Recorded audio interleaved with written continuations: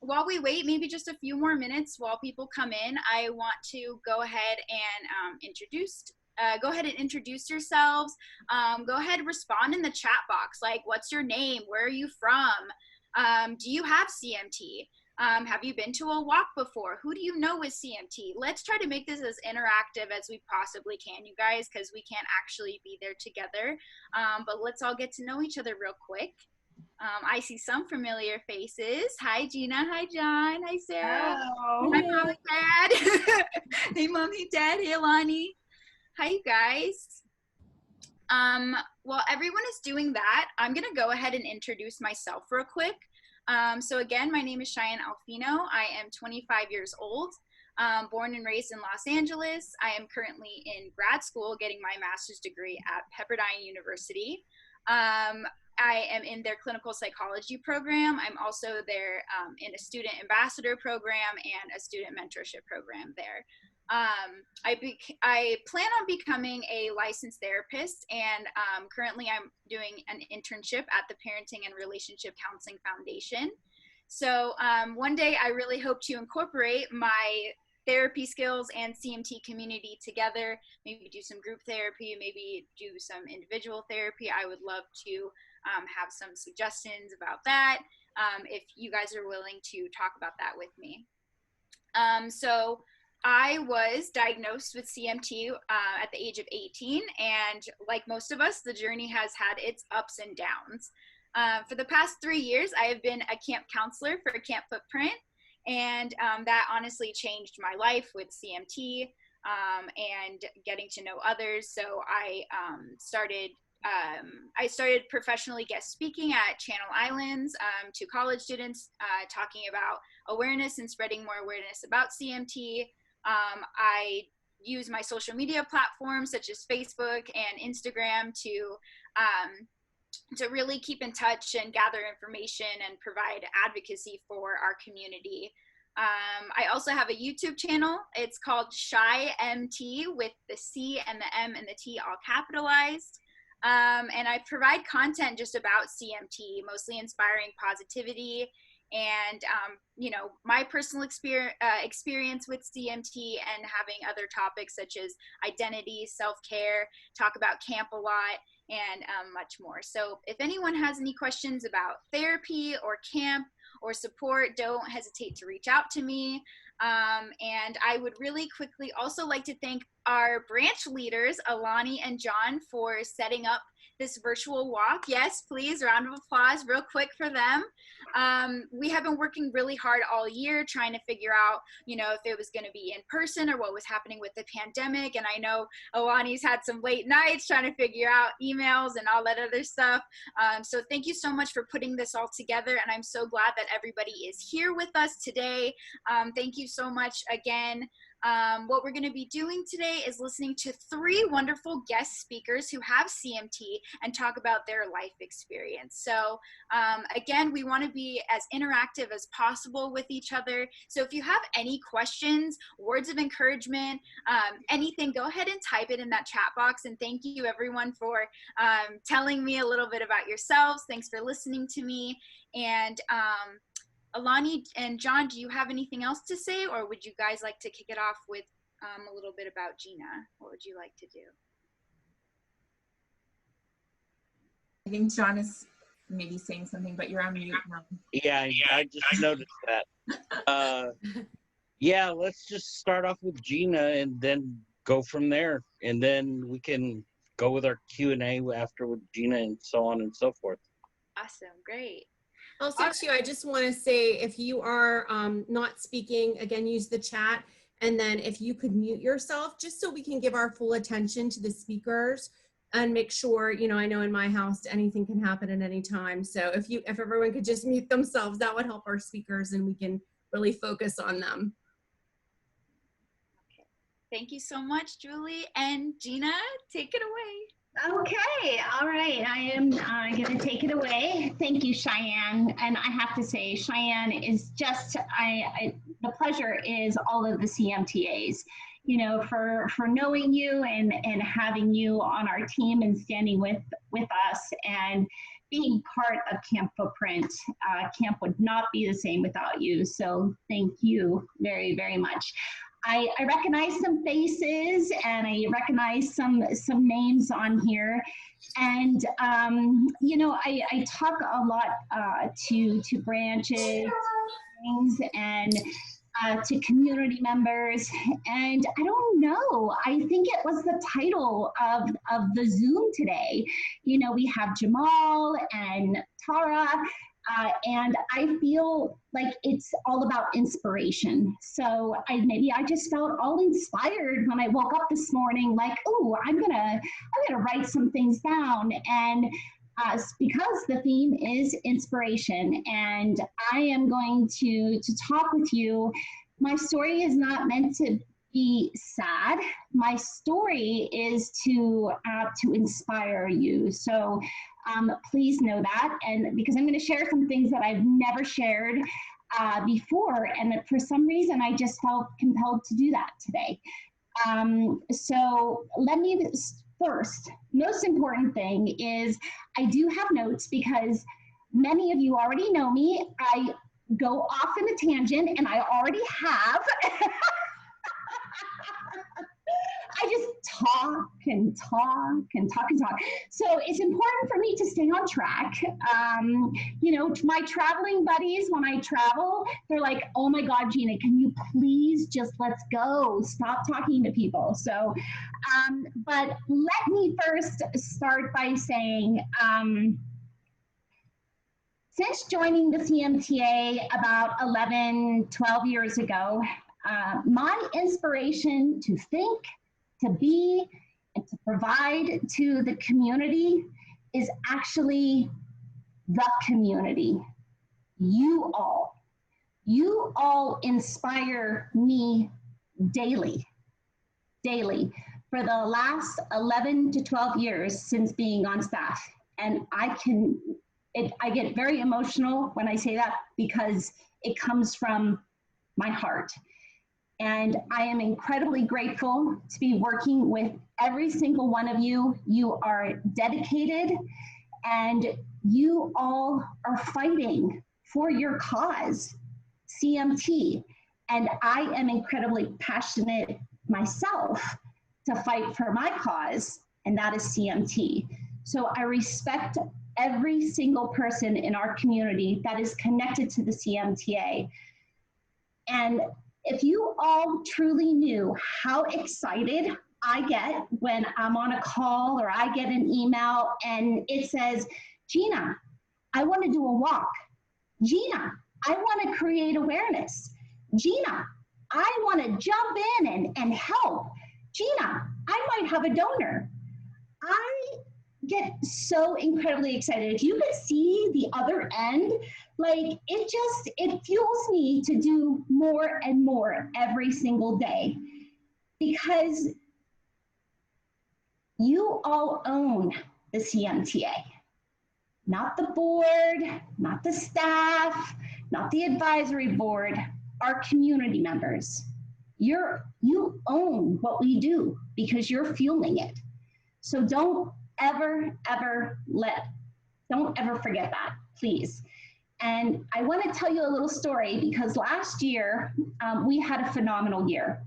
We put $2.7 million into research alone. That was 1 year.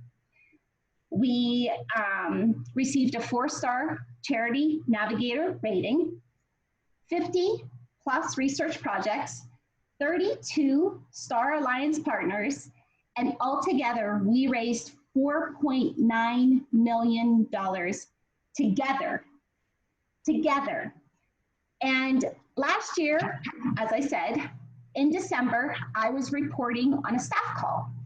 And my role at the CMTA is to report on fundraising. You know, I'm the director of development, so I'm reporting on all the community events and all of the walks and all of this. And I started to get emotional, and I actually started crying on a team call. And I have worked at the CMTA for, 11, 12 years, and I started to cry. And it was in that moment that I because we had such a successful year, because of your precious time and all of the talent and all of your hard-earned dollars and all of your contacts, you are giving that to the CMTA. And that's why you all own it. And I have great amount of respect. And you all, every day, are my inspiration for what I do for our cause and my daughter and myself. John and Alani, I would like to applaud you all one more time for your leadership in your community and for this walk. We do not take it for granted, and I love you both very, very much. So, yay! So, yes. So I'm going to tell you a little story about myself, and I'm actually going to go way back 45 years ago, even before I was diagnosed with CMT. And I'm sharing this story today because the theme, again, is inspiration. And from the age 2 to 15, my childhood was like a horror film. It was a horror film. And I went back and forth to my mom's and to my RD's. I call him RD because he doesn't have the respect to be called my dad. So it's real dad. And I had abuse coming from all ends, stepmothers, stepfathers, fathers, mothers, whatever, lots and lots of abuse. And that was from 2 to 15. And right when that was coming to an end, I was diagnosed with CMT 1A when I was 14 years old. And within that abuse, I was told that I would never amount to much, that I would never amount to anything. And that probably lasted until I was about 18. At 17, I had a full-time job. At 18, I was out of the house. I was on my own. And I can't say that I loved it. And I was very scared. But you know what? I had myself. And yep, I had my CMT. CMT was all my own because there was nobody else in my family that had it. It was mine. It was mine. And that's weird to actually say that my CMT gave me something of my own, even though my doctors told me, Gina, you can't. Gina, you won't. Gina, you will not be able to. And clearly today, I did not listen to that, as many of you all know, but CMT was my own. And at that time, after I was full-time job and on my own, luckily for me, I was dating a boy that had very strong family values, right? He came from a very loving family, and I was with him for a couple of years until one day, yeah, that ended, and it ended not good. But I had that until I was about 22.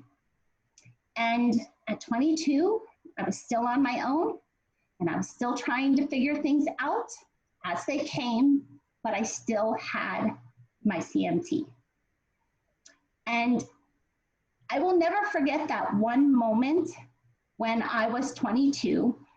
I had an apartment of my own, and I went home, and when I walked in the door, I didn't turn on any lights, and I was sobbing hard. I sat down in the middle of the floor, all by myself, talking to me and my CMT. And I said, all right, Gina, who is Gina? What does Gina want? Where will Gina go? And about 3 hours later, I got up, turned on the light, I wiped my tears away, and And from that day on, I thought to myself, I will never, ever let anyone tell me that I can't, that I won't, and or I won't be able to. And you know what the first thing that I did that night, it was getting pretty dark, but the first thing that I did is I strapped on my tennis shoes and I ran around the block. Now, why I chose to run, I have no freaking clue. But I think I chose to run because my junior and senior year, I sat out of gym class because I was told that I can't and I won't. So I think that running around the block showed me inside that I can. Now, I did that every single day for 6 months. I decided after 6 months that I'd better go to maybe cycling or to walking because it just wasn't, I don't think I looked very good, let's be honest. Like running around the block, I just did not look good. But I still went out and I still walked and I still cycled and I started doing more and more for myself. And before I worked at the CMTA, my very first job, I worked at a very large credit union in my town, and I had the 2 best bosses that I could ever ask for. They believed in me and tasked me with jobs that I never in a million years thought I would be doing. My first presentation I gave to 100 people. I was 19 years old. I was sweating in places that you shouldn't sweat. Like literally, you shouldn't, I mean, honestly, but they believed in me. And if you have that one person that truly believes in you, I accomplished amazing things when I worked at the credit union. And I stayed there for about 10 or 11 years. And when I left to be a mom. And being a mom, those of you who know me, I cherish being a mom. I love my girls to no end. And my daughter, who will be 20 in a couple weeks, her name is Haley. And I have Riley, as she is 15 years old. And yes, Riley does have CMT. Haley has never been tested or diagnosed. She doesn't show signs, so that's a choice that we have made. Well, she has made. But it was after I left the credit union, I found myself, after Haley was born, invited to a support group in my local area, and I went, and I just was taken back by all of these amazing people that fueled me inside even more. Hazel, sorry. It fueled me inside even more. And I remember I stayed in contact with my one boss and we went to lunch. And he said, I was telling him all about this association, like, oh my gosh, you're never gonna believe this. And he said, you know, Gina, you would make a hell of a spokesman. And you, better yet, you would make a hell of an employee. And I'm like, huh, I think you might be right. And I set out to do that. And at the time, there were only 2 staffers at the CMTA. And I remember telling my girlfriend, I'm gonna do this. And she's like, Gina, the CMTA, that's like a national organization. Like, that's in like Philadelphia. I don't think that's good. Are you sure that's gonna happen? I'm like, oh yeah, it's gonna happen. It's gonna happen. And here I am today. And a total of 20 years connected to the association that I love the most. So what I'm really trying to tell you all that there's a lighter side to every bump in the road. And my lighter side is that if I did not have the bumps and the lumps and all of the challenges, and there's many more that I'm not sharing, but those are some of the most important, I wouldn't be here today helping kick off this amazing walk with you all. I wouldn't have been able to accomplish all the things that I have accomplished with the CMTA, the programs, kicking off Camp Footprint, the walks, conferences, bringing in donors, bringing in Julie, and whatever else that I have accomplished as a staffer at the CMTA. So don't ever stop believing in yourself. We all have feats. We all can accomplish whatever we want to do, because me, Gina Sweeney, I'm perfectly imperfect and I love myself. So I hope that you all will do the same. Thank you. Thank you so much, Gina. Yes, round of applause. Gina, you know, I know you can talk all day long, but I could definitely listen to you all day long, girl. Like, I just love talking to you because, you know, you really you make eye contact with everybody. I know we can't do this over Zoom necessarily, but you really pay attention to what everyone is saying. And, you know, by how many times you cry, I know that you really care. So thank you so much for sharing all of that with us. I know we can relate to many different parts of it. You know, you're really just an inspiration for your family, for me, for the CMTA community, for all of us. So again, from the bottom of my heart, thank you so much for telling your story and for being here and for the CMTA. We really appreciate it. Thank you. Thank you. Love you all. Love you. Up next, we have a very special guest, one of my friends. He is 25 years old, grew up in Inglewood, California. He was diagnosed with CMT at the age of 10, which causes him paralysis. In fact, he was advised not to continue playing any sports, but yet he is a U.S. Paralympic athlete. He is currently ranked #1 in the U.S. and #7 in the world. Currently, he has a goal of teaching 1 million people to swim in order to reduce global drowning rates, and he is bringing awareness to all disabilities, even if they are not visible. Please help me give a round of applause and welcome Mr. Jamal Hill. Hey, what's going on, Shai? Thank you so much. Wonderful host, wonderful intro. It is true, Shine and I are friends. Gina, you know, thank you so much for sharing your story. You know, this is my first time being able to not only speak to you, but hear from you, and I'm glad to be here today. I was definitely inspired and moved by that.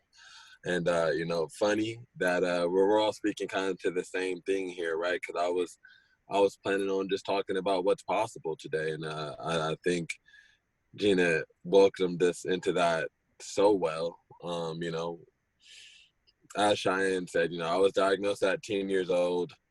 And, you know, fortunately, when I was diagnosed at 10 years old, I did have a strong parental base. Like, I had a strong, close family.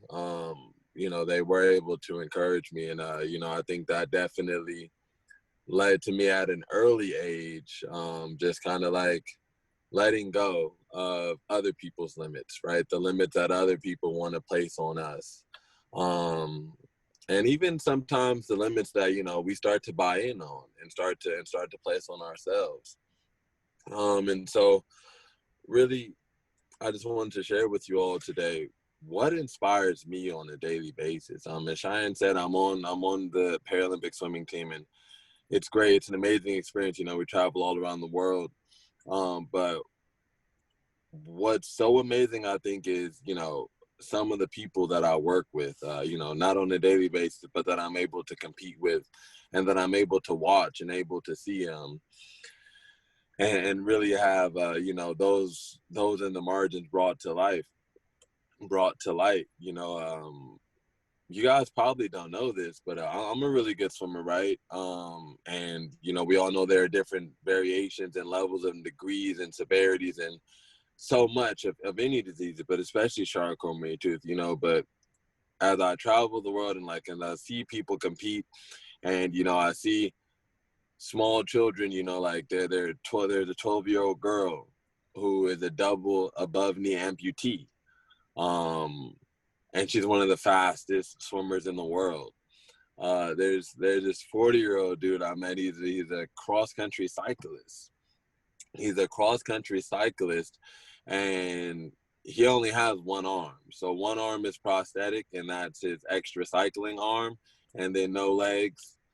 I know a guy. I know a full, and I'm just speaking to kind of some physical limitations right now, but it'll become robust in a moment. But I know a quadriplegic, so no arms and no legs. Obviously, we don't swim in the same category. I don't swim against him, but he can definitely swim faster than plenty of fully able-bodied people that I know personally. Like, I would gladly place money on this individual, probably against most of my friends. And so seeing stuff like this, right? Seeing people with what at some point we were all taught, and like what most of society has been taught is something missing, right? There's something not default about this, right? But they're not really missing out on any life, you know. Like, I'm sure 100% there's no logical or physical reason why these people should be able to do the amazing things they're able to do, right? Like, how can this guy with no arms and legs outswim anyone? Let alone, you know, a proficient swimmer with arms and legs. How can we do these things as people? How can we do these things as a community? And I think it automatically comes back down to, you know, like, for us at Charcot-Marie-Tooth, like, there's nothing missing from us, you know? Like, obviously we have challenges, and those physical challenges, you know, they can 100% begin to beget greater mental and emotional challenges. I know for a fact that, you know, really coming to terms with, you know, what, I'm not always the most politically correct, but coming to terms with my disease, coming to terms with that, and really bringing that into the public light, it was a struggle for me, because for 12 years, I was able to really kind of hide in the shadows, and, you know, never feel like anyone was staring at me a little bit too long, or really trying to figure out what's going on with this guy. Why is he here? You know, but once I brought that into the light, a lot of what Gina said, right? I had to take that personal inventory and be like, you know what? I really do love me for me, and I think that this is not a curse. I think that this can probably be just about as much gift as blessing as I want it to be. And that I can still probably, you know, if I can't have the quality of life that I dream and I fantasize about, I do know for a fact that if I work a little bit harder, and like, if I can come up with a plan, a strategy, I can at least have a little bit better quality of life than I have right now. And that's really what drives me every day. That's what drives me every day, you know, like, coming up and swimming, you know, operating in silence against people who had full use of their bodies. You know, there were plenty of times where I was just confronted, like, oh man, like, why aren't you able to do that? Why can't you do this? Why can't you do this? Why can't you do this? And, you know, I didn't have the courage to tell people what was going on in my life, but what I did have the courage to do was to tell myself, like, Jamal, like, even if I can't do this thing right now, like, even if I can't walk across the room right now, even if I can't walk across the room right now, even if I can't stand up unassisted right now, even if I can't go on a run right now, or even if I can only run for 1 minute right now, and, you know, it's always been my dream to run for 5 minutes, you know, I always tell myself, listen, if I practice and if I try, I'll for sure be better than I am right now. And I think that's what I would want to leave with all of us today. Not to be too long-winded, but that whatever it is that you're struggling with, you know, and we can just stick with the physicality of it. I think the mental, emotional aspect, and that's a whole nother conversation for a whole nother time that I'm sure we all have a lot to pour into. But just, again, come into that physicality point, come into that, I think, just that personal development, that love of self point of like, number one, it's possible, okay? Like, it's possible. We're seeing amazing people do amazing things every day, all the time, with a billion reasons why they shouldn't be able to do it. But I think what drives those people, just like what drives me, is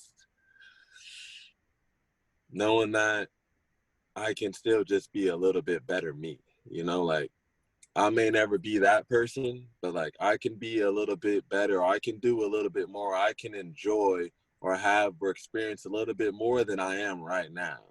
And I think that's what inspires hope. And I think that's what keeps us driving and charging every single day. And, you know, this is Charcot-Marie-Tooth Awareness Month. And I've been debating a long time about, you know, some type of way that I could try and bring greater value and, you know, just greater insight, share a lot of things that I've learned and that I've been able to grow and strengthen and develop over the years. And so at the end of this month, you know, I think we've been sitting on it for a while, but at the end of this month, I think we're going to go ahead and open up a program. It's not like, you know, it's not, I'm not a doctor, you know, nothing like that, but just open up a program to really share a lot of the insights and a lot of the physicality and training, both, again, physically and mentally, that I've done for like the past decade, that has helped my body grow and become stronger. And, you know, I just want everyone to know, like,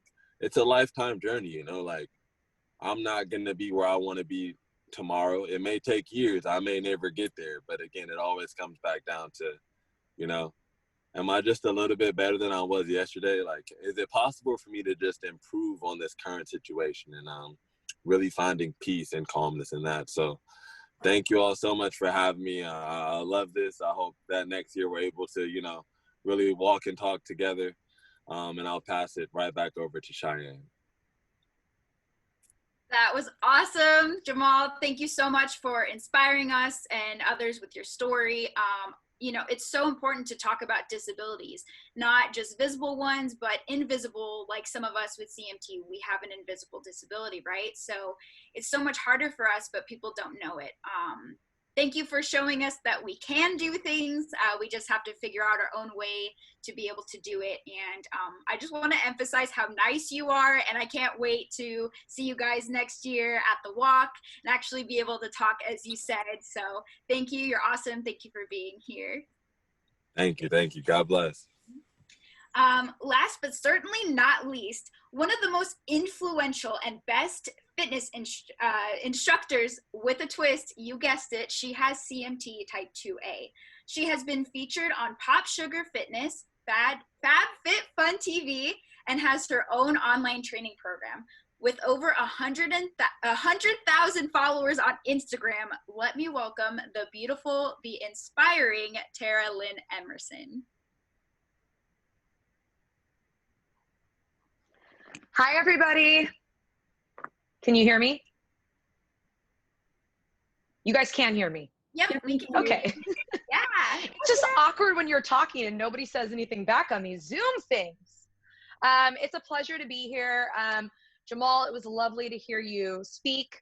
And I just have to say, as like somebody that was young and growing up in the athletic world or in sports and not having somebody to look up to, that was making it happen with the body that they were given, that was making it happen, living their best life, their strongest life with CMT. Give me a second.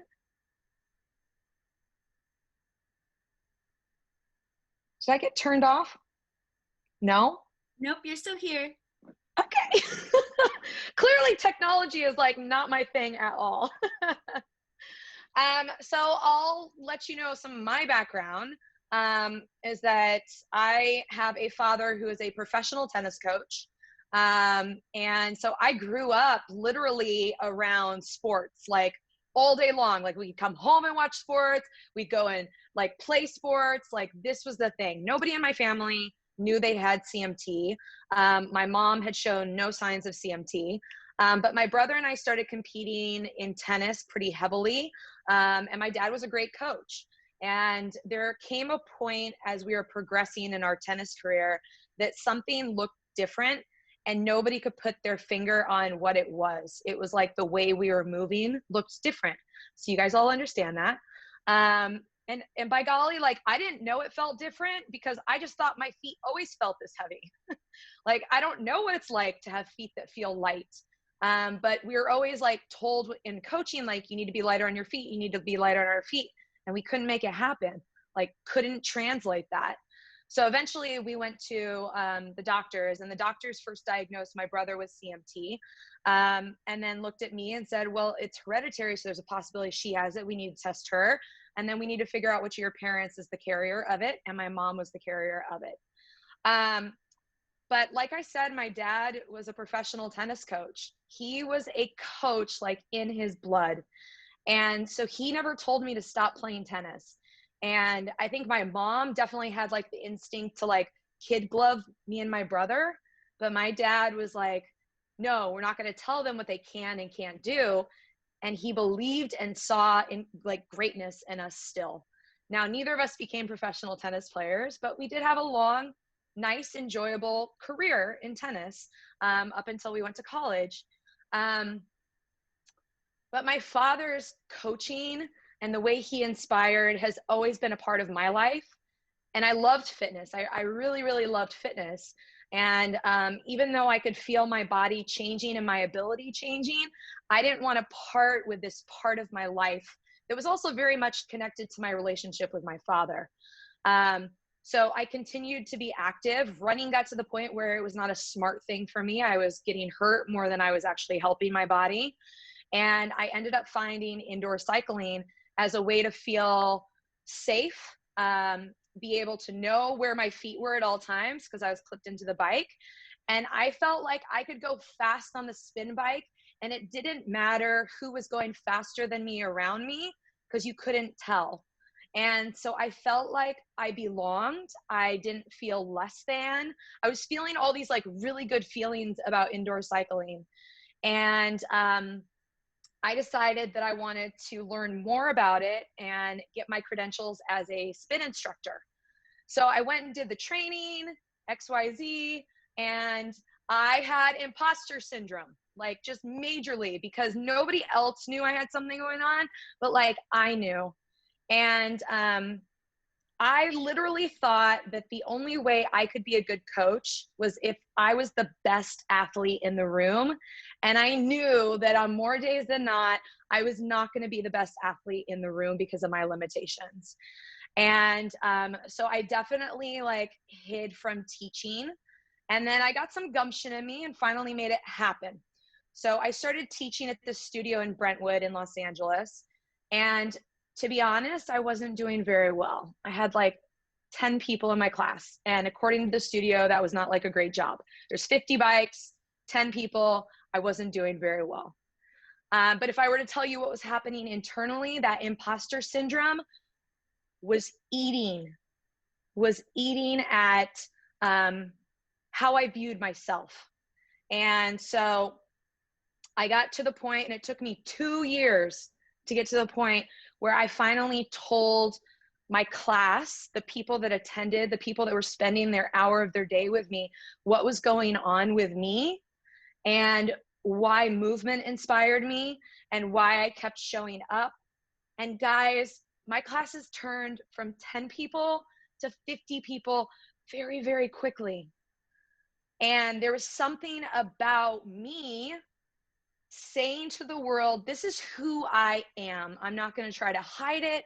I'm not going to pretend like I am the mold of every other fitness instructor out there, because I am not your cookie cutter personal trainer at all. And in fact, me trying to fit in and like disguise myself as one was making it worse. And the moment that I decided to be like, I am an open book, I am imperfect.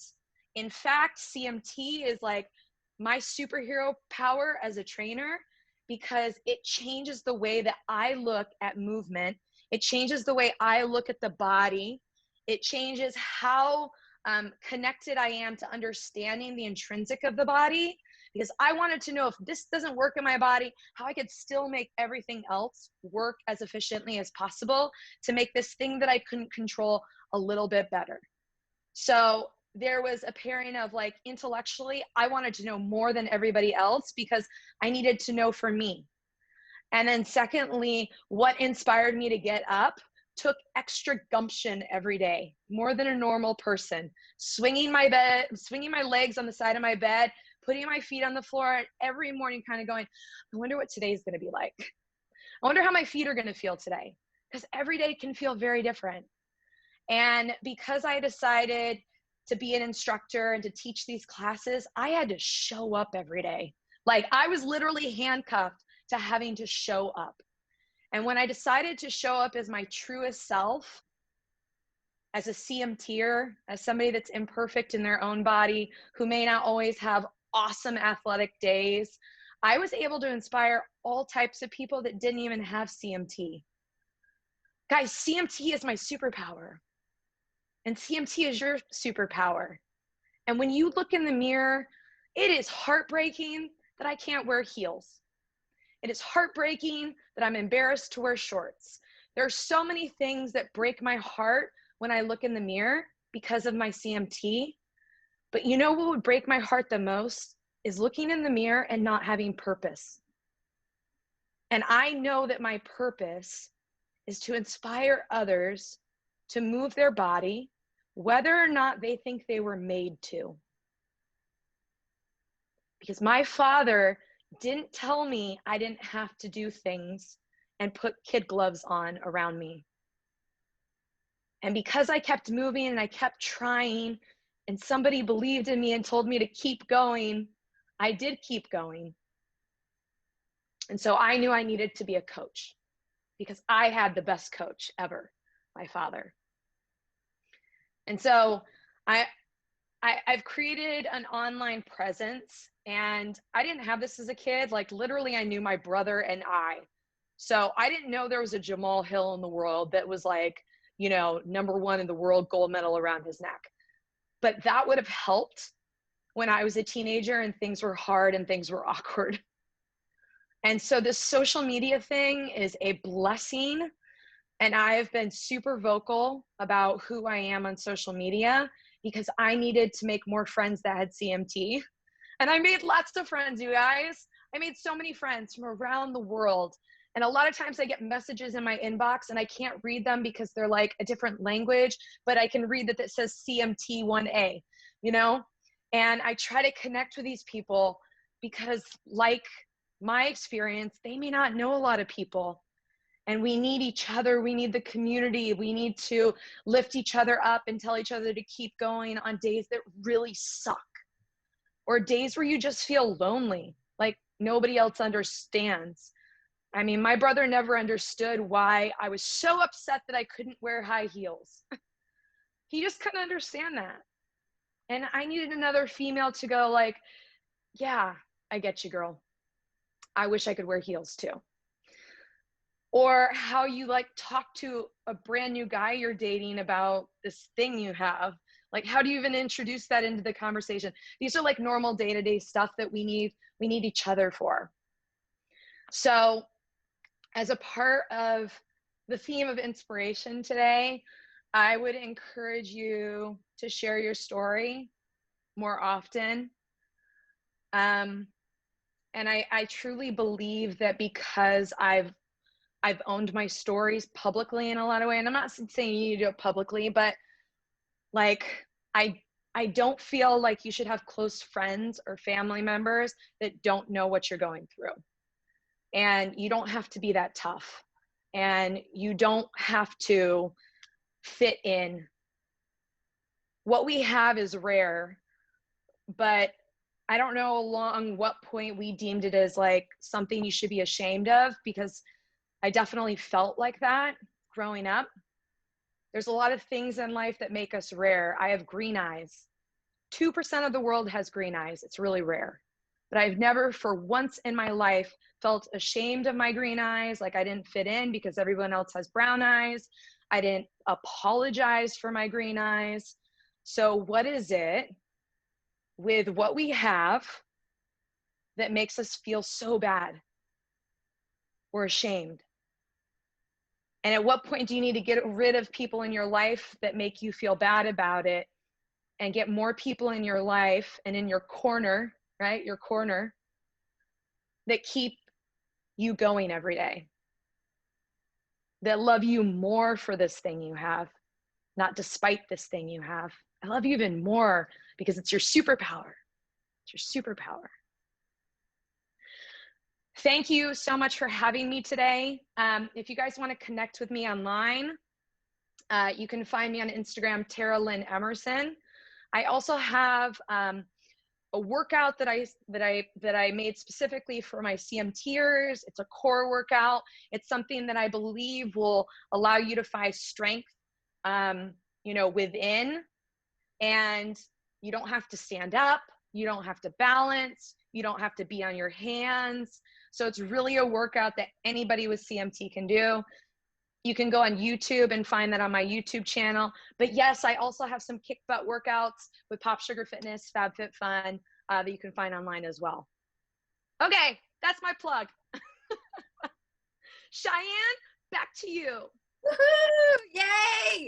Oh my gosh, Tara, I love hearing you talk too. I resonate so much with your story. I was an athlete myself. I played softball, and my dad was like yelling to run on my toes, and I was like, I can't. And he's like, why aren't you listening to me? And I was like, I'm trying, but I didn't know why, right? So just thank you for being an inspiration. Even after getting diagnosed, to keep that part of your identity and to keep that strength and relationship with your own dad. That's wonderful. So indoor cycling is such a great tool to have for people with CMT. I love that your coaching style is unique to you, and you're basically saying, you don't have to be perfect. You just got to move. You just got to be yourself. And I love that. Preach that. Especially as a woman, you really inspire me. Thank you for your support. Thank you for your inspiration, both in person and over social media platforms. We really appreciate having you in the community, and just inspiring others with CMT and other people in general, just wanting to get fitness and wanting to get healthy and better for themselves. So